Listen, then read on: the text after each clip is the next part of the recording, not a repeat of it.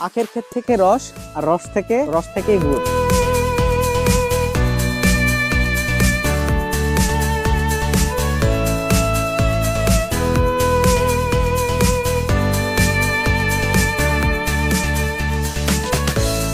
এটা হলো কি?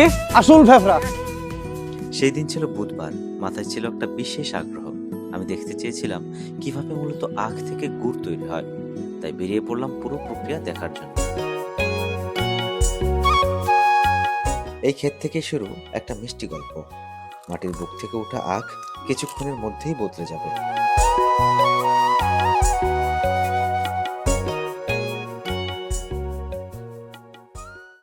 এই চাপের মাঝে লুকিয়ে থাকে মিষ্টতা। বাই দ্য ওয়ে, রস বের করার প্রক্রিয়াটা আমরা মিস করেছি। তবে এই যন্ত্রগুলোর সাহায্যেই মূলত আখ থেকে রস বের করে একটি পাত্রে জমা রাখা হয়। তারপর আগুনে জ্বালানোর মাধ্যমে শুরু হয় ধৈর্যের পরীক্ষা। আচ্ছা আঙ্কেল, এই মিঠাইটা আসলে কিভাবে প্রস্তুত হইতেছে? কুশের গুলো ছিলিয়ে মেশিনত নিয়ে আসি, এই যে মেলের ভারত, মেলের ভারত না নিয়ে ডলি, তারপরে ছালা দেওয়ার পরে তেল নালি হয়, তেল নালির পরে এই যে আবার এখন গুড় হনছে, এটা নামামু, তারপরে সিনা আমরা ঢিমে করবো। কেজি কত করে, মানে পিস হিসেবে বিক্রি করেন না কেজি? এটা মোটামুটি নিয়ে যায় 3000-3200 করে নিয়ে যায়, মানে 1 মণ? 1 মণ 40 কেজি।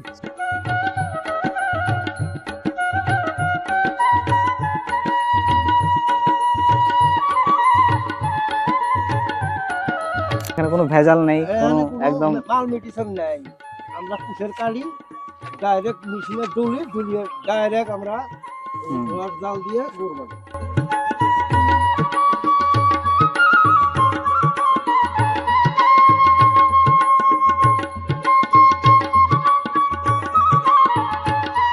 আখ থেকে রস, রস থেকে নালি, নালি থেকে গুড়।